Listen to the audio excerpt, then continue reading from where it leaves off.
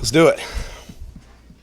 Coach, just coming out of the initial scrimmage, kind of what were your thoughts after that one? Yeah, I thought we played with great effort and energy. Probably gave up some explosive plays that we hadn't been giving up, and didn't like that. But I thought we battled back after an early slow start, and I thought they were resilient and things like that. And then we kind of pulled back some of those older guys and played some younger guys and let them get out there and get probably the most snaps they've seen so far camp. So it was nice to see them run around too and learn from their mistakes. So playing the coach off of scrimmage one like you'd expect. Dude, I know you were big on seeing the tackling. Yeah. What did you think of that?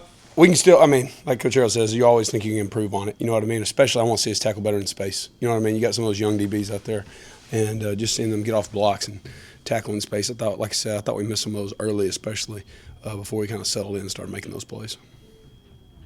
For you, how much do you have to balance? You're obviously going against an experienced quarterback, Yeah. good offense. So, that may be a good thing for your defense, but also having to clean up those things. Yeah, I think it's great.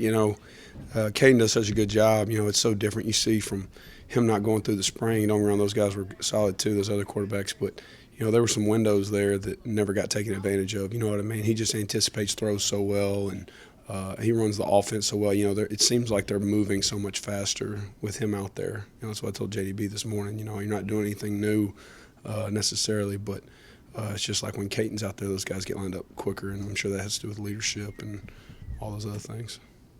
You said scrimmages were big for just kind of assessing position battles for ones that were close. Is there anyone that was a big riser on Saturday? Big riser. I wouldn't say so. You know what I mean? We have some position battles that are going back and forth. We have some that are solidified guys.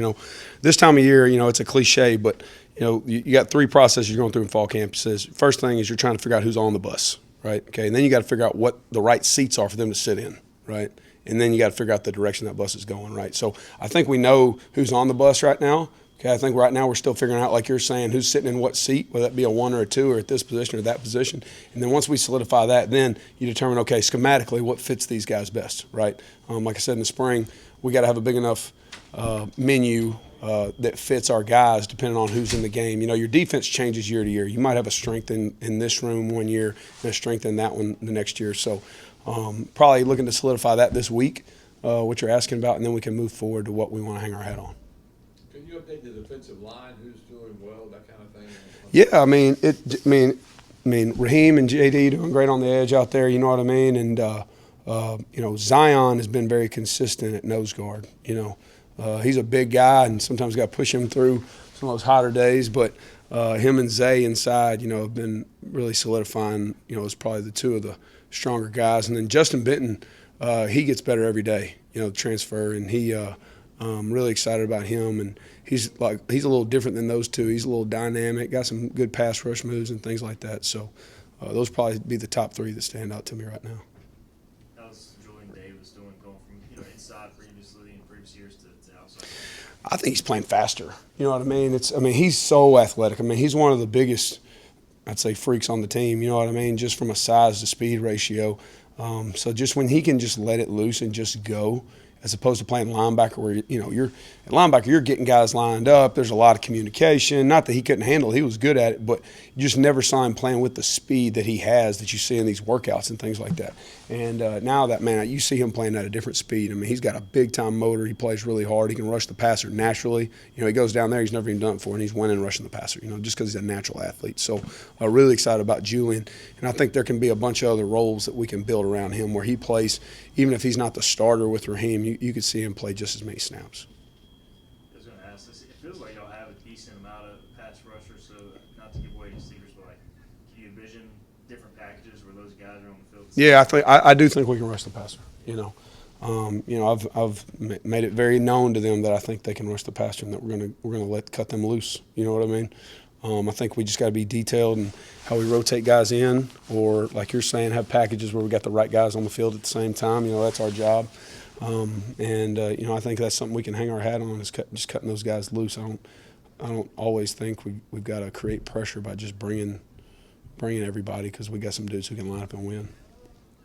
Coach, you talked about those young DBs, and Keith Cromwell made a big play at the end of the scrimmage, and Alex Moore had a big hit. Just how have you seen Alex Moore kind of grow from where he was in the spring till now. Yeah, so we moved him from corner to star, or I believe it was corner to star, might have been safety, to star right when I got here, and man, he's flourished since. You know what I mean? He competes at a very high level. He's got a high care factor about him. He's still growing into his body. I mean, he's getting bigger. I mean, he's a good-looking kid, and so really excited about him having a role for us. And he continues to show up. I mean, he'll probably be a 4-core special teams guy at a minimum, and he's definitely playing some solid snaps for us on defense right now. How's corner competition going again? You'll have a lot of guys there. Is anybody starting to? I mean, Rasheed Reasons, I mean, he solidifies himself as a guy in my eyes. I mean, he competes every day. Not to say he's perfect or anything like that, but, a big part about DB is experience sometimes, because those guys don't panic when the ball's in the air. Don't get me wrong, running fast and all these things are great, but, the greatest DBs, when that ball's in the air, they don't panic. Just like receivers. When the best receivers, when the ball's in the air, they don't panic. It may not be on the right spot. They got good body control, all those things. That's what Rasheed's got. When the ball's in the air, he doesn't panic. He's confident. He locked into his assignment for a guy. What I'm really impressed with is he wasn't here in the spring, and he's really locked into the defense already. So, he stood out to me, and those other guys are competing as well. And, I think it's really nice that we got a bunch of guys near the same level and creates competition. They better be on their A game, or they might be with the 2s or the 3s the next day. So, but that'd be one guy that stands out in that room right now. What do you want to see? Or are you going to take the biggest leap this week? I just want to see guys stay consistent. You know what I mean? The sign of a good offense, defense side of the ball is no peaks and valleys, right? Okay, and I just want to see them be consistent, doing our job and communicating, and then probably the second part is the communication. I just want to see when you've got those guys who haven't been starters per se and all this, you want to see them communicate and lead and all that before the first game. We don't have time for them to go out there and, we got a tough 4-game stretch to start the season. We don't have time for them to go out there, get experience, and all of a sudden, okay, now I know how to do this. And you look up and, you're not feeling pretty good about what's on the scoreboard. So we've got to make sure that we're communicating right now and holding them to the fire.